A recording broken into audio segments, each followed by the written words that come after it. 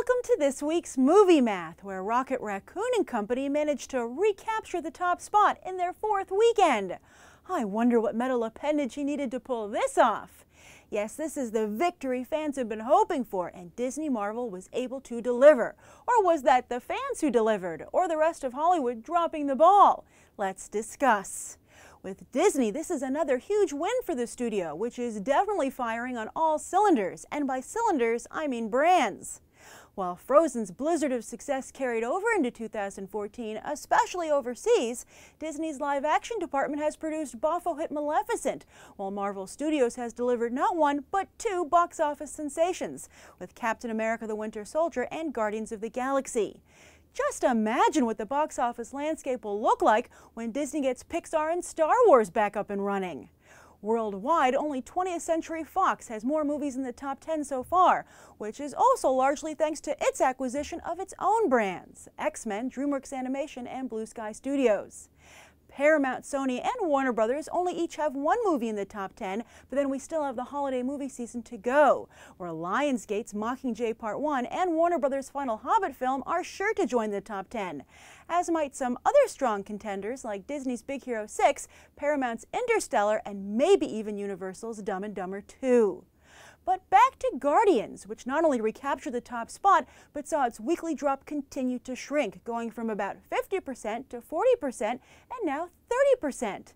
That's thanks to strong buzz and a lack of competition as summer comes to an end, which will result in Guardians becoming the biggest movie of the year stateside any day now. So, where was the competition? DOA, and scattered across the top 10 like some kind of crime scene. If I Stay did get off to a strong start on Friday, with many industry trades predicting it might take the top spot. But with families flocking to Guardians and Turtles on Saturday, and the initial rush of fans of the book already spent on Friday, the Chloe Moretz Weepy settled in at number 3 for its debut, just slightly higher than The Giver last weekend. Unfortunately, If I Stay opened right on par with Carrie and Kick-Ass 2, giving Moretz her third underperforming flick in a row. And Hollywood continues to underestimate faith-based audiences who gave their support to Football Flick When the Game Stands Tall, resulting in a 5th place debut with around 9 million. That's no Heaven is for Real, but it is in line with God's Not Dead. That film showed tremendous staying power, so we'll have to see how long this pick can stay on the field. Then, if you think Sin City is a bad place to live, it's apparently a horrible place to make a movie. Yes, the entire industry was in shock as the Robert Rodriguez sequel face-planted at number 8. Opening with just $6.5 million, it would seem the Weinstein brothers' initial hunch was correct. Nobody wants to return to Sin City. Or is it that nobody trusts Rodriguez anymore? While his films used to open in the 20 to 30 million range, post-Sin City he halved that number when he was lucky. Grindhouse, Machete, and his final Spy Kids all opened with around 11 million, while Shorts and Machete Kills, well, maybe this new debut shouldn't be such a surprise after all.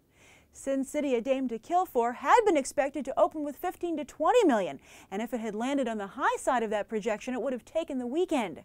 Instead, though, here we are at number 8, with Hollywood having to wonder if Rodriguez just committed career suicide or was murdered.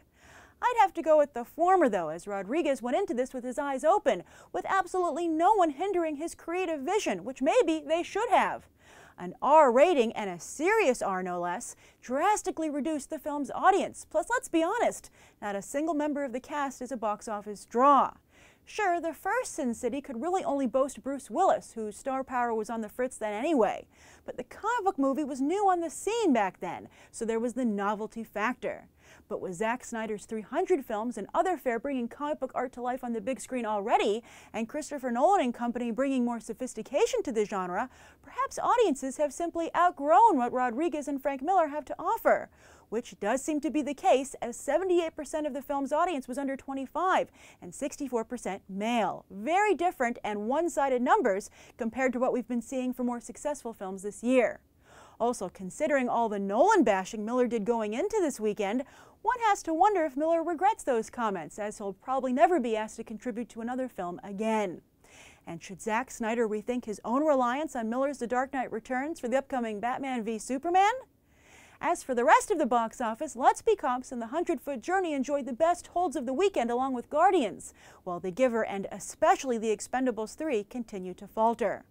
As for this coming weekend, Guardians might just stay at #1, as neither The November Man nor As Above, So Below are expected to make much of a box office impression. Also, please note, since I'll be traveling the first week of September, that means no Movie Math for the next 2 weeks, although still plenty of other new programming, so stay tuned! And Movie Math will return September 15th. And that's the weekend box office. I'm Grace Randolph, and we just did some Movie Math. As always, thanks for watching, and I hope you'll go beyond the trailer for these other top movies.